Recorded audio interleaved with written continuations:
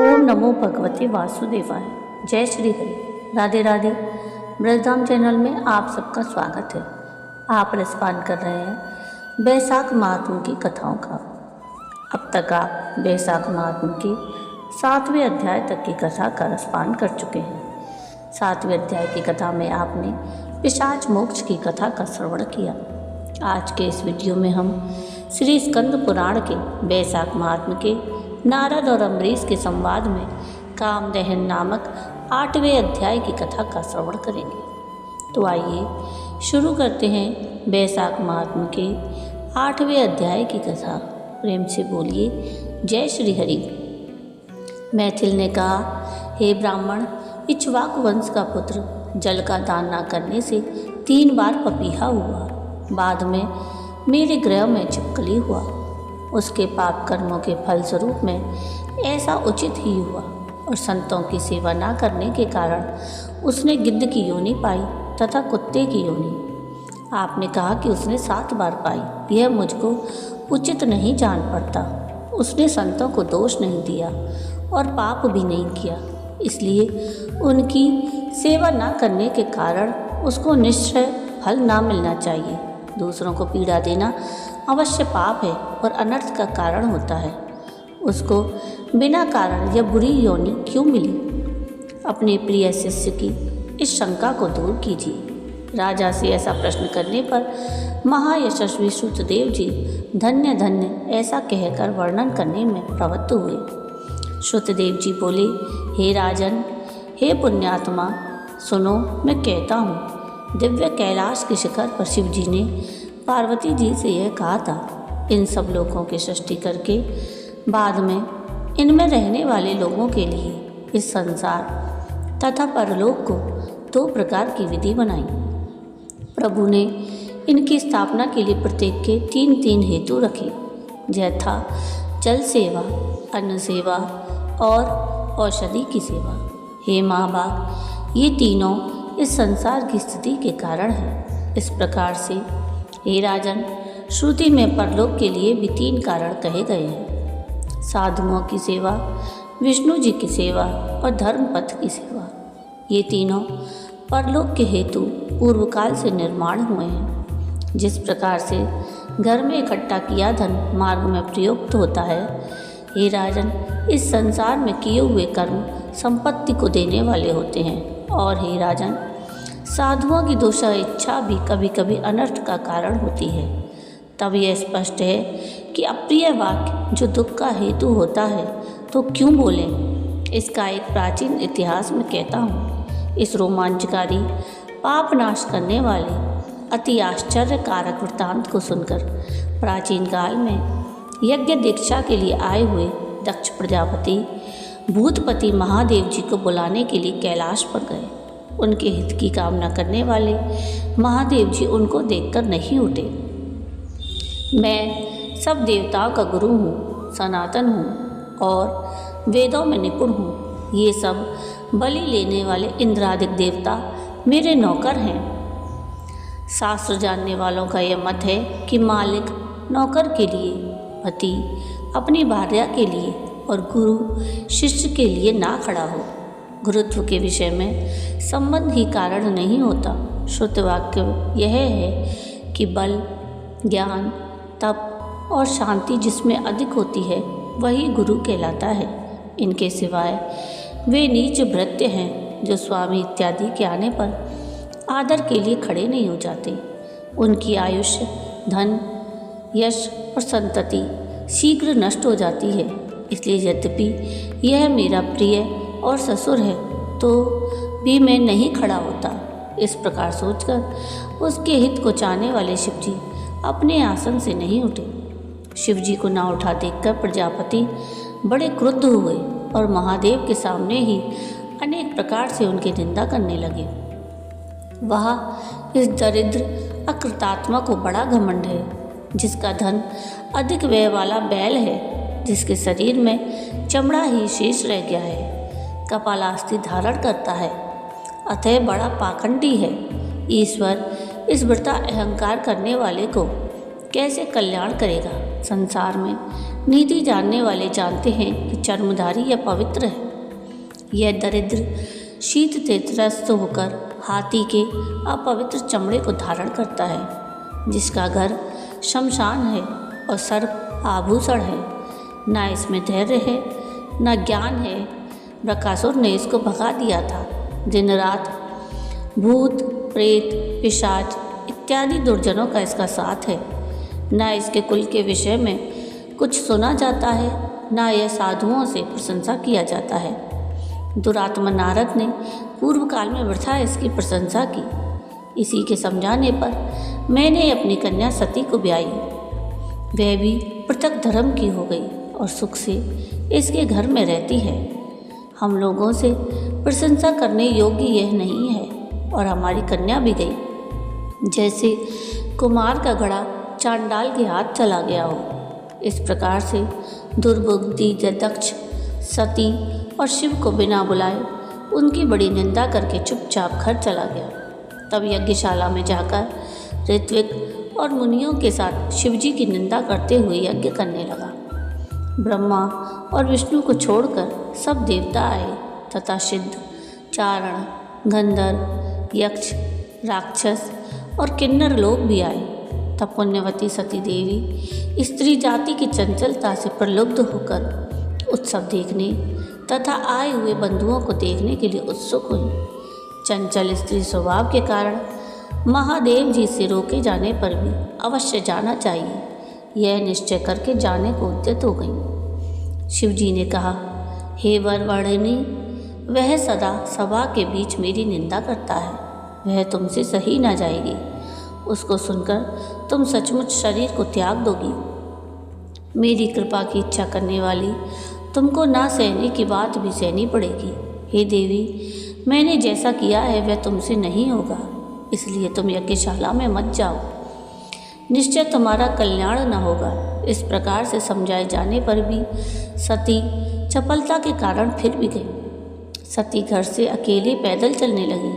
ऐसा देखकर बैल ने शीघ्र ही उनको अपनी पीठ पर बिठा लिया। करोड़ों भूत समुदाय तब सती के पीछे पीछे चले। यज्ञशाला में जाकर वह अंतःपुर में गई। सती को देखकर सब लोग चुप रहे। यह देखकर दुखी होकर वहाँ से निकली और पति के वचन को स्मरण करके यज्ञ मंडप में गई। सभ्य लोगों ने और उसके पिता ने उसको देखकर आशीर्वाद नहीं दिया। वह रुद्र की आहुति तक पिता की चेष्टा देखती हुई चुपचाप खड़ी थी। रुद्र को छोड़कर आहुति होते देख आँख में आंसू भरकर देवी बोली, जो मनुष्य बड़ों का उल्लंघन करते हैं उनका प्राय कल्याण नहीं होता। लोक के निर्माण करने वाले, लोक का पोषण करने वाले, सबके प्रभु और नाश न होने वाले ऐसे शंभु को हवि क्यों नहीं दी जाती? इन आए हुए महात्माओं में से एक ने भी तुम्हारी दुर्बुद्धि हरण नहीं की। इनका भाग्य भी उल्टा देख पड़ता है। उसके ऐसे भाषण करने पर उषा देव हंसने लगे और अभाग भृगु मोक्ष दाढ़ी फटकारने लगे। दूसरे भुजा, पैर, जांग और कान फटकारने लगे और हतभाग्य उसका पिता निंदा करने लगा। ऐसा सुनकर वह महादेव जी की भार्या क्रोध से मन में व्याकुल हुई और उन सती ने और ऐसा सुनने का प्रायश्चित करने के लिए देह को त्याग दिया और वह सबके देखते हुए वेदी के बीच में होम की अग्नि में गिर पड़ी। तब बड़ा हाहाकार हुआ और जल्दी से शिवजी के घर दौड़े। उन्होंने महादेव से सब वृत्तांत कहा। यह सुनकर महादेव ने यमराज के समान एकाएक उठकर हाथ से जटा उखाड़कर उसको पृथ्वी पर पटका। तब विपुल शरीरधारी महाबली वीरभद्र उत्पन्न हुआ। उसको 100 भुजा हुई और उसका तेज यमराज के समान था। वह हाथ जोड़कर खड़ा हुआ और उसने शिवजी से कहा, जिस निमित्त आपने मुझे उत्पन्न किया है उस काम में मुझे लगाइए। ऐसा कहने पर क्रुद्ध महादेव के सामने खड़े हुए उससे कहा कि तू मेरे निंदक दक्ष को मार डाल, उसी के कारण मेरी प्रिया मरी। इसी महाबली के साथ भूतों के समुदाय में जा। भगवान से ऐसी आज्ञा पाकर वे सब शीघ्र ही दक्ष की सभा में पहुँचे और उन्होंने देवता, दैत्य, मनुष्य इत्यादि सब बड़े बड़े वीरों को मार डाला।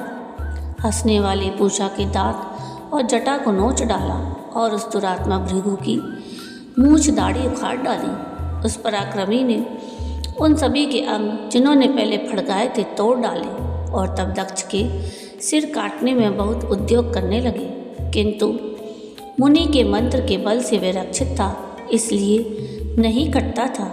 यह जानकर महादेव ने उस दुष्ट का सिर स्वयं आकर काट डाला। इस प्रकार से यज्ञ में आए हुए सबको मारकर अपने अनुचरों के साथ अपने घर आए। जो मारे जाने से बच गए थे वो ब्रह्मा जी की शरण में गए। उनके साथ ब्रह्मा जी कैलाश में शिव जी के स्थान में गए। तब अनेक वचनों से उन्होंने उनके क्रोध को शांत किया। उन्हीं के साथ महादेव जी यज्ञ स्थान में पहुँचे और दक्ष की सभा में आए हुए सबको जिलवाया। तब शिव ने प्रसिद्धि के लिए दक्ष के धड़ पर बकरे का सिर लगा दिया। महात्मा भृगु को बकरे की दाढ़ी लगाई, पूषा को दांत नहीं लगाए, उसको पीसकर खाने वाला रहने दिया। शिव जी ने बिना क्रम के किसी के अंग किसी में लगाए। ब्रह्मा और शिव जी से सबका कल्याण हो गया और पहले की तरह महात्मा लोग यज्ञ करने में लग गए। यज्ञ के अंत में सब देवता लोग अपने अपने घर गए। नैष्ठिक ब्रह्मचर्य को करके महादेव महातप गंगा जी के तट पर उत्तराग वृक्ष के नीचे करने लगे। दक्ष की पुत्री पतिव्रता सती देवी ने, जिसने अपने शरीर का त्याग किया था, हिमाद्री की मेनका के कोख से जन्म लिया और उसके घर पलने लगी। उसी समय तारक नाम का एक बड़ा असुर उत्पन्न हुआ। उसने अति तीव्र तपस्या से परमेष्टि ब्रह्मा की आराधना करके देव, दैत्य, मनुष्य तथा सर्पों से न माने जाने का वर प्राप्त किया। वह महाबली दैत्य महादेव के पुत्र के बिना किसी प्रकार के शस्त्रों से और अस्त्र समुदाय से नहीं मरेगा। ऐसा वर लोक पिता में ब्रह्मा जी ने उसको दिया। महादेव को स्त्री तथा पुत्र न होने को कहा। उसने कहा ऐसा ही हो। वर को प्राप्त करके अपने घर जाकर वह लोगों को कष्ट देने लगा, देवताओं को दास बनाया और उनके घर में देवियाँ, मार्जन इत्यादि दासी का कार्य करने लगी। तब देवता लोग उससे पीड़ित होकर ब्रह्मा जी की शरण में गए। उनसे वर्णन की हुई पीड़ा को सुनकर ब्रह्मा ने देवताओं से यह कहा, हे देवता लोग, मैंने वर देने के समय उस दुरात्मा को यह वर दिया था कि महादेव के पुत्र के सिवाय वह किसी दूसरे से नहीं मरेगा। प्राचीन समय में शिवजी की पत्नी सती ने यज्ञ में अपना शरीर छोड़ दिया था। वह हिमाचल की पुत्री के रूप में उत्पन्न हुई है और उनका नाम पार्वती है। शिवजी हिमालय पर्वत के ऊपर बड़ी तपस्या कर रहे हैं। लोकेश्वर प्रभु शिवजी का पार्वती के साथ विवाह कराना चाहिए। इनसे उत्पन्न हुआ पुत्र तुम लोगों के शत्रु को मारेगा। ब्रह्मा जी के ऐसा समझाने पर इंद्र इत्यादि देवता अपने अपने घर चले गए।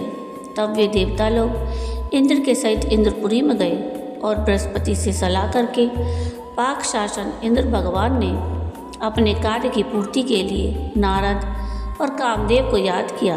तब इन दोनों के वहाँ आने पर इंद्र ने यह वाक्य कहा कि आप हिमाचल के पास जाकर उनसे कहिए कि हे हिमाचल, तेरी कन्या पहले महादेव की पत्नी थी। दक्ष की कन्या के विषय में शिवजी तेरे शिखर पर तप कर रहे हैं। उनकी सेवा के लिए उनकी प्रिया को नियुक्त करो। वही उनकी भार्या होगी और वह उसके पति होंगे। इंद्र से ऐसी आज्ञा पाकर नारद जी ने उस पर्वत के पास जाकर वैसा ही किया जैसा कि इंद्र ने कहा था। बाद में कामदेव को बुलाकर इंद्र ने यह कहा कि देवताओं के हित के लिए तथा शिवजी के हित के लिए, वसंत के लिए शिवजी के तपोवन में जाकर वहाँ इच्छा अनुरूप वसंत के गुणों को फैलाकर जब पार्वती जी शिवजी के समीप हों तब तुम बाढ़ चलाकर महादेव प्रभु को मोहित करो। इन दोनों के साथ हो जाने पर तुम्हारा कार्य असफल नहीं होगा। ऐसी आज्ञा होने पर कामदेव ने बहुत अच्छा कहकर प्रस्थान किया और वह वसंत के साथ रति के साथ अपने सेवकों के साथ उस जंगल में गया। अपनी शक्ति से बिना समय के ही वसंत ऋतु का विस्तार किया। उस सुंदर वन में सर्वत्र मंद वायु बहने लगी। कदाचित महादेव ने भी पार्वती की सेवा से प्रसन्न होकर उसको अपनी गोद में बिठाकर कुछ बातचीत करना आरंभ किया। प्राण प्रिया के संग का यही समय है, ऐसा निश्चय करके उत्तम धनुष को लेकर शिवजी के पीछे की ओर चला गया और पेड़ की आड़ बनाकर एक बाण छोड़ा और दूसरा छोड़ने के लिए बड़ा उद्योग कर रहा था। इतने में मोहित चित्त होकर शिवजी चिंता करने लगे कि मेरा मन तो कभी चलायमान नहीं होता, किसने इसको चंचल कर दिया। इस चिंता से व्याकुल होकर उन्होंने बाईं ओर कामदेव को देखा और क्रुद्ध होकर ललाट की आँख को खोलकर अपनी गोद से देवी को हटाकर ऐसी तीक्ष्ण अग्नि उत्पन्न की जो लोगों को डरा देने वाली थी। उसी अग्नि से बाण लिए हुए कामदेव उसी क्षण जल गया। कार्य की सिद्धि न देखकर देवता लोग स्वर्ग में भाग गए। बसंत और रति अपने दाह की शंका करने लगे। डरी हुई पार्वती देवी भी आंख मूंद कर दूर भाग गईं और स्त्रियों की समीपता हटाने के लिए शिवजी भी अंतर्ध्यान हो गए। शिवजी और देवी के चित्त के हित करने वालों के लिए अनर्थ ही हुआ। यदि अप्रिय किया जाता तो क्या होता, इसलिए इक्ष्वाकु वंश का पुत्र सर्वदा साधुओं को अप्रिय था और वह दुर्बुद्धि अपना हित करने वाले संतों की सेवा नहीं करता था। इसी कारण से उसने बड़े बड़े दुखों का अनुभव किया और दुर्योनि प्राप्त की। इसलिए सब अर्थों को साधन करने वाली साधुओं की सेवा अवश्य करनी चाहिए। महाप्रभु शिवजी का प्रिय करने वाले कामदेव ने भविष्य जन्मों में और जन्म काल में बहुत से दुख प्राप्त किए। जो लोग इस पुण्य इतिहास को दिन रात सुनते हैं वे जन्म, मृत्यु, बुढ़ापा इत्यादि से मुक्त हो जाते हैं, इसमें कोई संदेह नहीं है। श्री स्कंद पुराण के वैशाख माह के नारद और अम्बरीश के संवाद में कामदहन नामक 8वां अध्याय समाप्त हुआ। जय श्री हरि। तो ये थी वैशाख माह के 8वें अध्याय की कथा। आपको आज की ये कथा कैसी लगी मुझे कमेंट करके ज़रूर बताइएगा। और अगर आपको आज की ये कथा पसंद आई हो तो प्लीज़ इसको लाइक शेयर ज़रूर कीजिएगा और चैनल को सब्सक्राइब कीजिएगा। अगले वीडियो में हम वैशाख माह के 9वें अध्याय की कथा का श्रवण करेंगे। वीडियो पूरा देखने के लिए थैंक यू। राधे राधे।